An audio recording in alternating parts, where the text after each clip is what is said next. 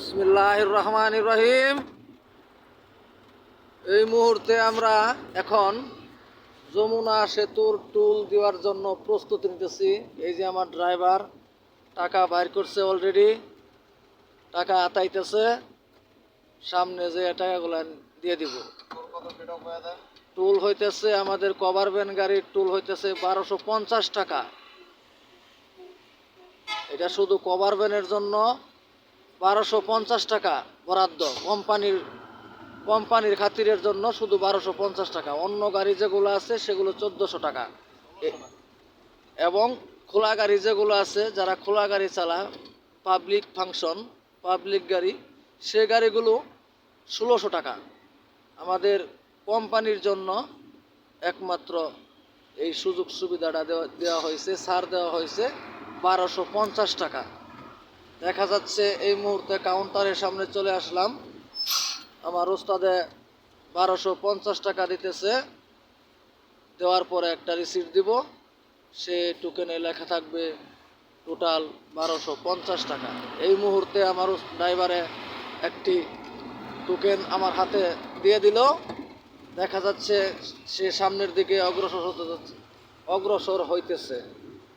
এই মুহূর্তে আমরা বিসমিল্লাহ কইয়া আল্লাহর নাম লইয়া যমুনা সেতু, যমুনার প্রথম গোড়ায় উঠতেছি। আপনাদেরকে দেখাচ্ছি রাতের বেলা। রাত হয়ে গেছে এখন প্রায় আনুমানিক 8টা-9টার কাছাকাছি এরকমই হবে। এই যে প্রথম ধাপে উঠে পড়লাম যমুনা সেতুর উপর।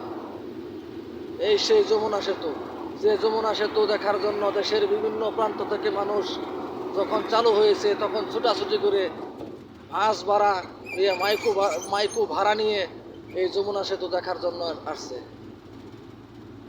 এই সেই যমুনা সেতু, 135টা পিলার আছে এবং কিলোমিটার হইতেছে কত কিলো উস্তাদ? মোটামুটি 6 কিলো। এবার এসে খুঁটি থেকে এই খুঁটি থেকে এই খুঁটি পর্যন্ত আমি অনুমান করছি আমার নিজের সাজেশনে, এটা 6 কিলো পরিমাণ আমি ধরছি। আমার ড্রাইভারে বলতেছে 5 কিলো, কিন্তু আমি ধরছি 6 কিলো। আমার অনুযায়ী 6 কিলোই পুরাপুরি, কারণ আমি প্রতি টিভি এই জায়গা দিয়া সচরাচর আনিগুনি করতেছি। প্রায় আমার ডিউটির বয়স হইতেছে 5 বছর। এই 5 বছরে অতিরিক্ত সময় আমি এই যমুনা সেতু দিয়ে পার হয়ে গেছি। এই যমুনা সেতু দিয়ে পার হওয়ার সময় আমার মাঝে মাঝে মনে হয় যে এই সেই যমুনা সেতু, যে যমুনা সেতু দেখার জন্য মনে খুব আশফুস ছিল, সেই আশফুসটা আমার পূর্ণ হয়ে গেছে। তখন দেখতে দেখতে আর ভালো লাগে না। তাই এই সেই যমুনা সেতু, প্রায় 2 কিলো পার হয়ে গেলাম যমুনা সেতু, মাঝ বরাবর এসে পড়ছি। এই যে আমার ড্রাইভার গাড়ি চালাইতেছে। এই মুহূর্তে তার একটা সিগারেট জ্বালায় দেওয়ার প্রয়োজন ছিল, কিন্তু এখন আর দেব না। যমুনা সেতু পার হয়ে গেলে তারপরে একটা সিগারেট জ্বালাই দিব, কারণ যমুনা সেতু পার হওয়ার সময় খুব একটা অনেক হিসাব করে গাড়ি পার হতে হয়, খুব খেয়াল করে চোখ খান খোলা রেখে গাড়ি পার হতে হয়। যমুনা সেতুর পানিগুলো শুকাই গেছে। দিনের বেলা হইলে আপনাদেরকে আমি দেখাইতে পারতাম কতটুকু পানি শুকাইছে। পানি শুকাই একবারে তলায় নামে গেছে, কিন্তু যমুনা সেতুগুলো দেখা যাচ্ছে শুধু বাতি লাইটগুলো জ্বলতেছে। আমার হাতের ডাইন সাইড দিয়া গাড়ি চলতেছে। আমরা এখন চলতেছি যমুনা সেতু পার হওয়ার সাথে সাথেই করে যাব একবারে সিরাজগঞ্জ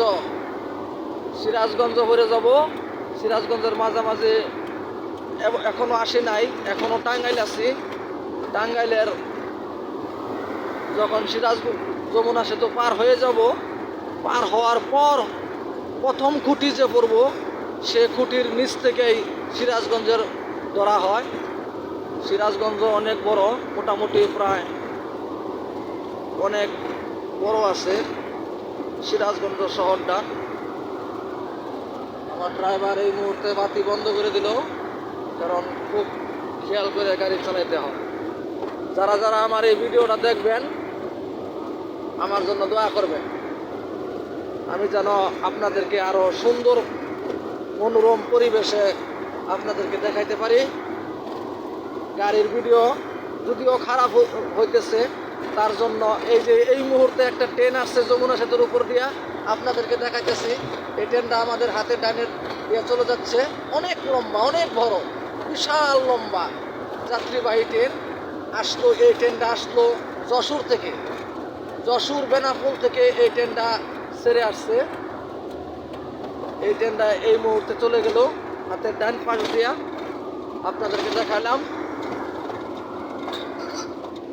এই মুহূর্তে সামনে একটা গাড়ি আছে, ওভারটেক করতেছে।